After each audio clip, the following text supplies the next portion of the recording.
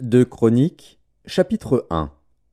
Salomon, fils de David, s'affermit dans son règne.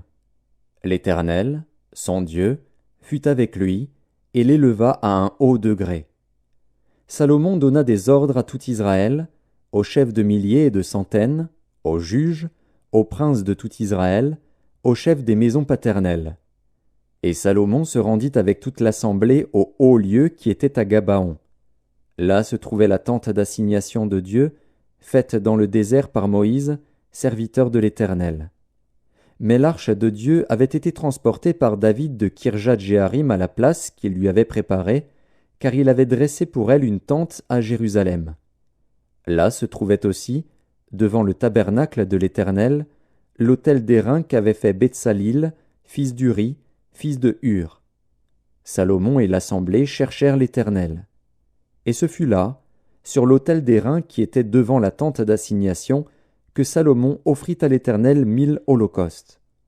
Pendant la nuit, Dieu apparut à Salomon et lui dit : « Demande ce que tu veux que je te donne. » Salomon répondit à Dieu : « Tu as traité David, mon père, avec une grande bienveillance, et tu m'as fait régner à sa place. Maintenant, Éternel Dieu, que ta promesse à David, mon père, s'accomplisse, puisque tu m'as fait régner sur un peuple nombreux comme la poussière de la terre. Accorde-moi donc de la sagesse et de l'intelligence, afin que je sache me conduire à la tête de ce peuple.